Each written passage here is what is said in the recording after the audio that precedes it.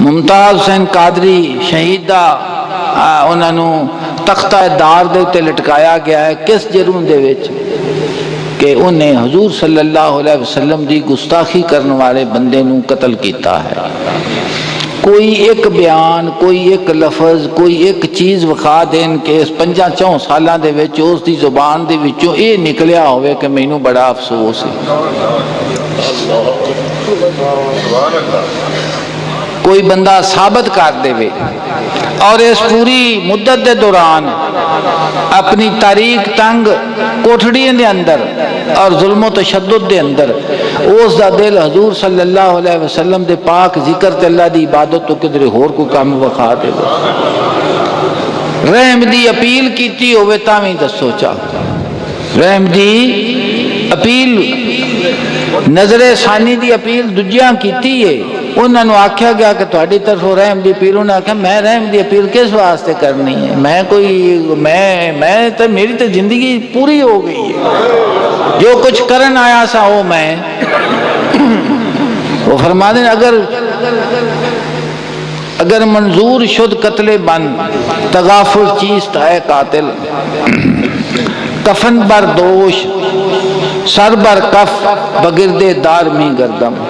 اگر کہ میرا حکم ہو چکا ہے کہ میں نے تو سولی تے لٹکانا ہے تو پھر میری حالت یہ ہوئے گی کہ میں کفن نو اپنے موڈے تے رکھ کے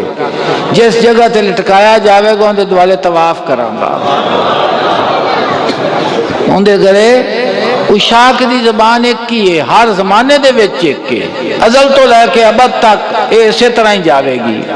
سیدنا خبیب رضی اللہ تعالیٰ عنہ جس وقت سولی دیتا گیا اور مختلف عزیزتاں دے نال انہاں نو شہید کیتا گیا کدی تیر مار کے کدی نیزے مار کے کدی چوکے مار کے تے پھر وہ ہر واری تکلیف دے کے پوچھن کہ تیرا دل ہن تاندا ہوئے گا کہ میں اسلام نو تے دین نو اپنے فرمایا میں سوچ بھی نہیں سکدا ہے اور ادھر انہوں دا وصال مبارک ہویا اور ادھر حضور نے مدینہ طیبہ دے فرمایا کہ تواڈے بھرا خبیب نے شہید کر دیتا گیا ہے ہن مینوں خبر آئی ہے تو اشاک دی زبان ہمیشہ ایک رہی ہے تو فرما دینے بجرم عشق تو ام میں کشد غوغا است اگر تیری محبت دے جرم دے وچ مینوں کون دے پے نے